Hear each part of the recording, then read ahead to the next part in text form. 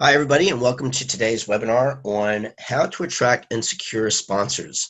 For those who are working for a not-for-profit organization or any kind of events, sponsorship is really competitive out there nowadays. Everybody, when I talk to these organizations, said, what do you want? And they usually say they want money or they want sponsorship. And many times they don't have the benefits to offer the company where they expect the company to fork out maybe $500, $1,000, $10,000, sometimes $50,000 for an event. So we're going to go through a little bit of, in a sense, the theory about sponsorship very, very briefly, only a few slides. And then I'm delighted to have a personal friend of mine and also an expert in fundraising and marketing. And Lynn Mitchell is going to share us some of her tips and tricks that have helped her over the years that she's been involved with the industry to secure sponsors. Moving right along, what is sponsorship? So really, the key word here, it's a relationship. And I'll ask Lynn to expand upon that more when we go into the Q&A. And it's that business relationship between a provider of funds, resources, or services and an organization that offers in return some rights and association that may be used for commercial advantage. So the key thing here is that providing the funds, the resources, the services, and really getting that relationship happening between the various parties. Companies that do sponsor, they do it mainly because it demonstrates good citizenship, demonstrates interest in the community, it generates a positive visibility, also generates favorable media interest, hopefully, and it does compete with other companies in an area other than the marketplace. So some companies will see sponsorship as a way of entering into a market by also, in a sense, killing two birds with one stone and becoming involved with the interest in the community as well. A successful sponsorship is one that actually matches your product or service to the right prospective market for an excellent cost-benefit ratio. And that cost-benefit ratio is also very important because many companies today, especially with the economic climate being the way it is, they want to make sure is the money that they're putting out or the time or the effort, there will be some kind of benefit. And one of the things of going into that sponsorship is really finding out what that company really wants to get out of this sponsorship. So now I'm going to turn the mic over to Lynn Mitchell. So Lynn, we've known each other for quite some time. Tell me, just to tell the audience a little bit about your experience in fundraising and sponsorship. What, because I know you've raised a lot of money for some really key organizations. Yep, I've been doing fundraising for over 20 years with some organisations such as RSPCA, Cancer Council, and Vision Australia. And I've raised millions and millions of money over that time. I couldn't put a dollar value on it because, for instance, with RSPCA, each year my target was to reach $4 million.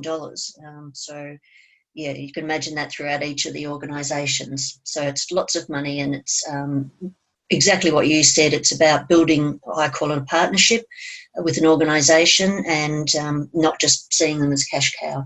Of all years of experience, what was one of the biggest challenges in trying to get the money? The biggest challenge would have been at RSPCA when I first started working there. This is in Canberra. They didn't have a very good reputation. The community didn't think favourably of them. There was a high euthanasia rate. And the marketing was all negative marketing, so showing pictures of starving horses and things like that. Nobody wants to see that. So we had to change the whole perception of the organisation, build media partnerships, and change the attitude in the community. We did that over time. It was very hard work, but that was the biggest challenge in building up their events from, say, raising $30,000 to raising $200,000. So it sounds like for any organization that wants to go on any kind of fundraising campaign, the first thing they really need to look at is, how are they perceived in the community, depending on the amount of money that they, want to achieve. Absolutely, yeah. And what they've got to offer businesses for their support, or the stories they've got for media. Yep. And working marketing working alongside fundraising. Yeah, fantastic. So we have a few questions that we've put together. So first off, there's a big world out there. How do you find these sponsors that would really want to give you money? Persistence. You've got to be like a dog with a bone. Looking for an organisation that might have synergy with your organisation or a business. So, for instance, pet food providers might have a synergy or would have a synergy with something like RSPCA. Bookstores, educational products might have would have a synergy with organisations that deliver some sort of education or childcare and so forth. What about organizations that, there's many organizations out there that are into preventing suicide, which is a very big issue here in Australia and worldwide. How do you find synergies for purposes or, causes that may have not a pleasant stigma to it? I don't think that that's any different. It's still a story you've got to tell. You would tell I know the outcome is negative, but you would tell a story about how many people this happens to and how supporting the families and so forth. So looking outside the box a bit, you can't go and say this is a warm fuzzy, this is a bad thing to happen, but it's so extensive and people are affected by it. Yep. So in your experience then, why do companies want to sponsor? Again, reiterating what you said, their public image, the image of the business to their staff, they genuinely want to give back, and they're passionate about a cause. So when a company then is choosing what organization to sponsor, because we talked about this prior to the webinar, that there's so much competition out there. One company, especially if you're in a small town, that one company might get hit up by 10 or 20 different organizations or causes or individuals. How do you think that, when they have all these proposals on the table, what are they really looking for? They're looking for an organisation that is going to be valuable, it's sustainable, has a genuine reputation. They may ask the staff what they want to see. Okay, so some companies will look at their staff and get staff input to see if they want to support this organization or the cause. Definitely. Ernst & Young, for instance, they give to, I think, maybe 5 charities, maybe 3, and their staff vote on those, and they're the only ones that they give to. So any other cold calling or sending a proposal won't even get looked at. They will just reply to say we've already got our chosen charities, and that's what most businesses are doing because they do get hounded. Wow, I didn't realize that. I mean, that's really good for many organizations to know, because now it's not so much striking up the relationship with the fundraising manager or the financial officer in that organization or the CEO.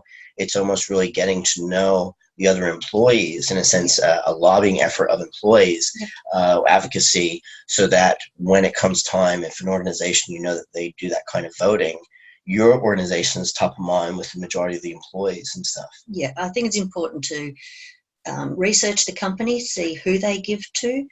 They may have a particular bent already, so it's not even worth approaching them. And if you do get them on board, find out who they are networking with. So word of mouth is invaluable in fundraising, and it's for the fundraiser. Their integrity is important because you will be known around town, and so you've got to deliver on everything that you say because it's your reputation out there. That's great information. So hopefully there, just even that small conversation, there's some great stuff for organizations to take away. So what do these companies look for in return? You've hit them up and they say, yep, you've made the grade, our employees like you, love you, and we've agreed we're going to give you $10,000 in cash. What do they want out of it? They want to increase their profile. They want to know that you can't give them your database, but if they've got a profile on your website or any logos on collateral, then they're marketing themselves to your database of people, supporters and donors. So they're widening their audience. They're hopefully going to get some media out of it. If you've got media contacts and you can get a story, and the whole handing over the checks a bit old, but if they're there, say for instance, patting puppies, or they're volunteering, their staff have an opportunity to volunteer. That's increasing their presence in the marketplace.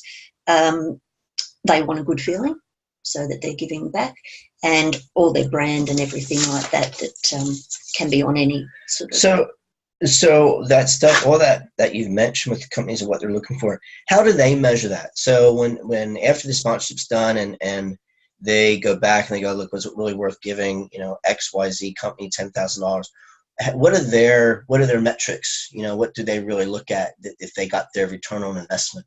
Maybe increase in sales of their product or their service.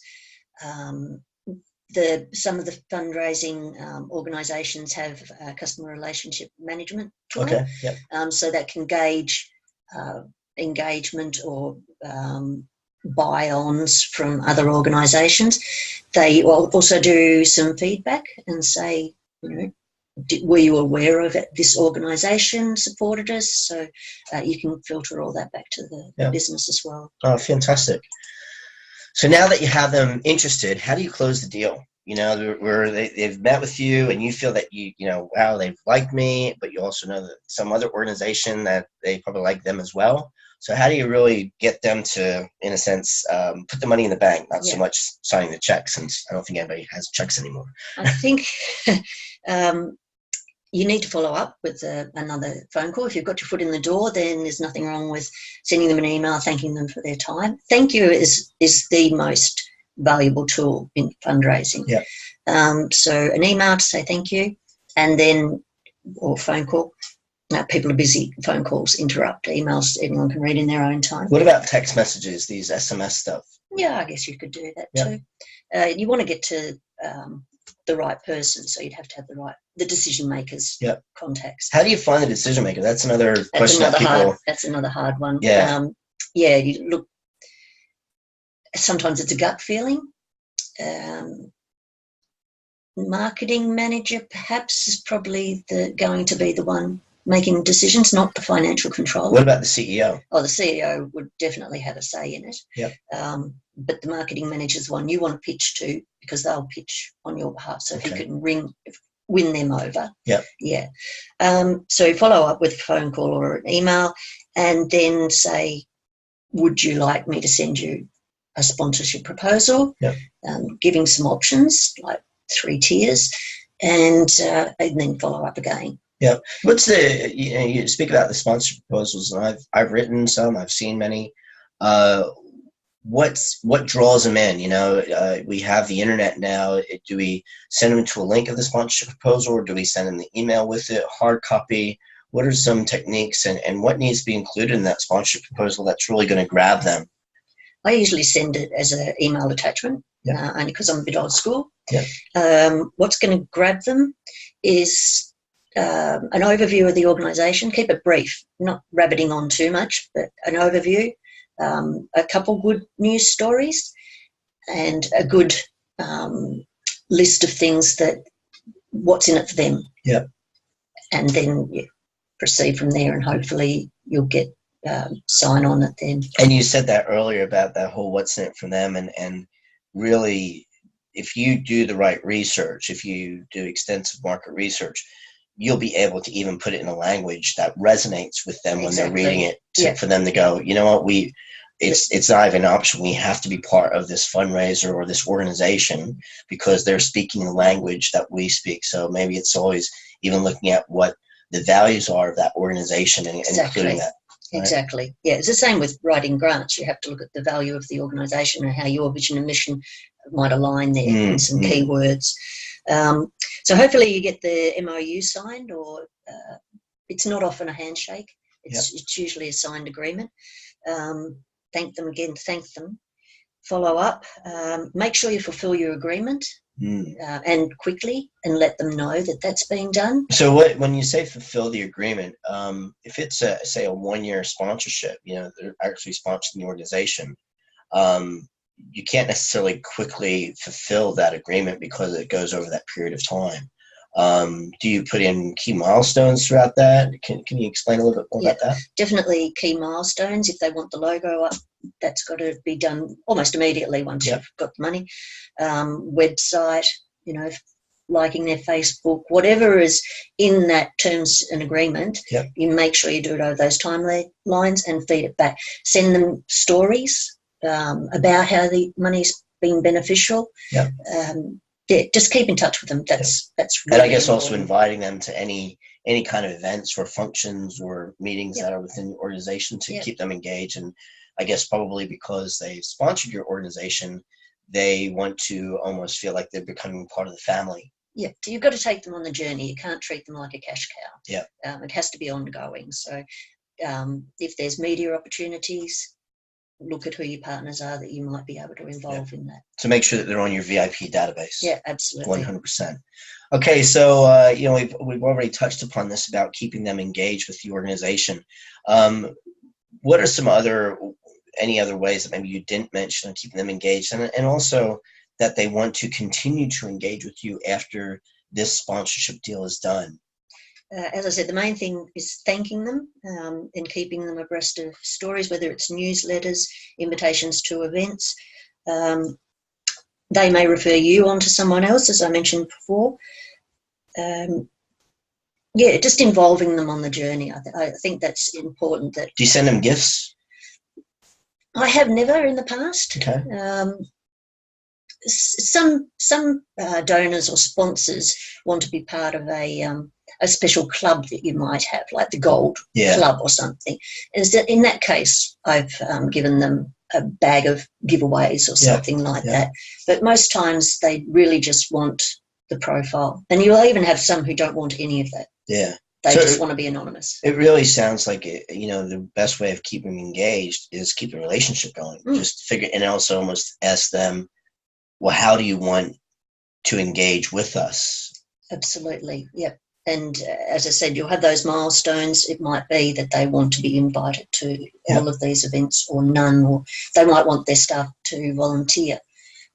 There's endless ways. Yeah, I think that's even that in itself.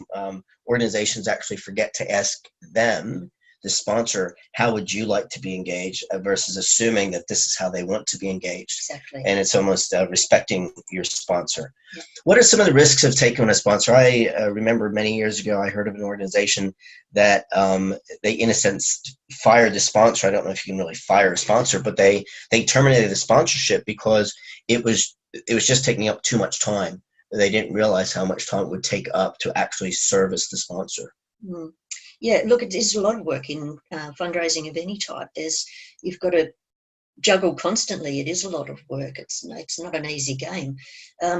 You could have a risk where they've got poor public image and you don't want to be associated with them. And that's where I've heard of sponsors being fired, per se, that they've done something like this.